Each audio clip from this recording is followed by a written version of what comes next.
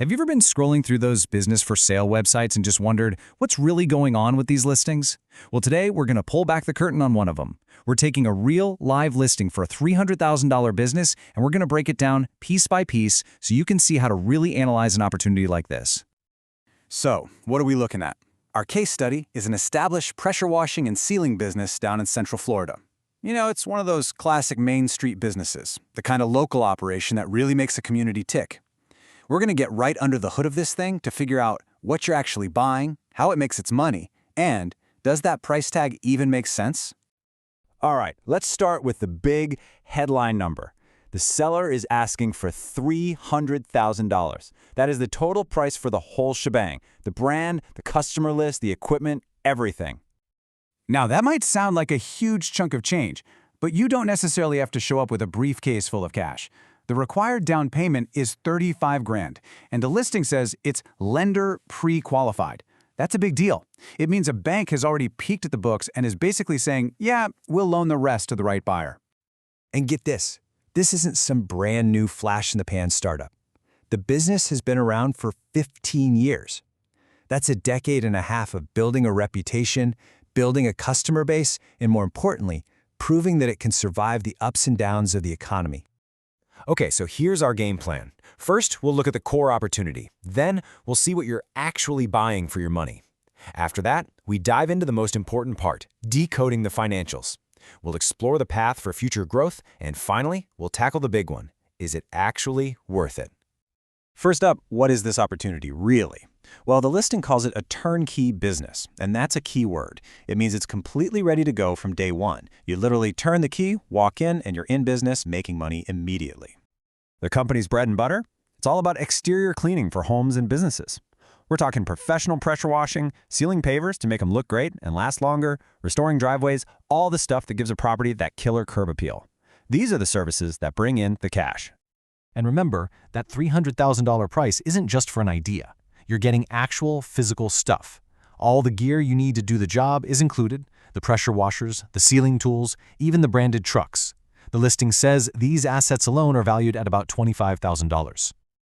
Now, here is something that I think is a huge operational advantage. This business is home-based. Think about that for a second. No expensive monthly rent for an office or a warehouse that just eats away your profits. Your overhead is way, way lower from the get-go. That's a big plus.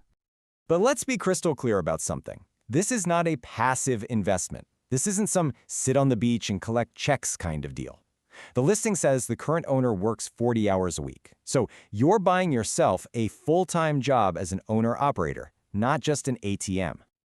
All right, we get the operation. Now, let's get to the part everyone's really waiting for, the numbers.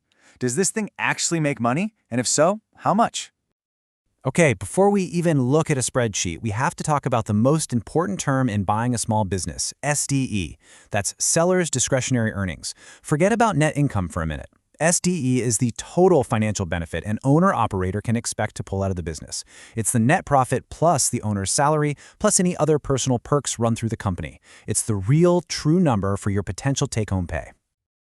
Okay, here are the numbers straight from the seller. You can see the total sales, the cost of goods sold, your basic net income. But I want you to look at that bottom row, the SDE. That's the number that a buyer is laser focused on. And you can see a really clear trend here. The owner's potential earnings are growing. A lot. And when you look at it visually like this, it's even more dramatic. The SDE isn't just growing, it's accelerating. I mean, look at that. It almost triples from 2023 to 2024, and it's projected to shoot past $121,000 in 2025. This is the financial story the seller is telling you. You're not just buying a business, you're buying a business on a seriously sharp upward curve. And this is key. This chart shows that the rising earnings are being driven by real growth.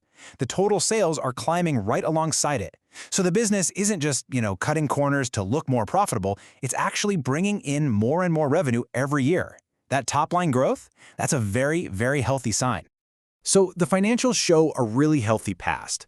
But let's be honest, an investor is always buying the future. So let's look at the path to growth and see what could be next for this operation. The listing makes this really important point. The industry is highly fragmented. So what on earth does that mean? It means there's no single giant company that dominates the market. No McDonald's or pressure washing. It's mostly just a bunch of small, local guys. For a new, savvy owner, that fragmentation is a massive opportunity. You can come in, be professional, market smart, and just start gobbling up market share. And on top of that, there's some real low-hanging fruit here. The seller points out a few untapped revenue streams. Think about it. You're already at a customer's house, and they already trust you. How easy is it to upsell them on window cleaning, or screen repair, or even putting up their Christmas lights? This is how you grow revenue without having to spend a ton on finding new customers. Okay, we've seen the operation, we've seen the impressive financial trends, and we've seen a clear path to keep growing. And that brings us to the final and, the most important question any buyer has to ask. So this is where the decision really gets made. On one hand, you've got everything a buyer wants to see. Incredible growth in earnings, a 15-year track record, and it's a turnkey operation. But on the other side of the coin, it's not a small investment. It's a $300,000 price tag, it demands your full-time attention, and you've got the responsibility of managing 2 employees right from day one. And that really leads to the final question you have to ask yourself.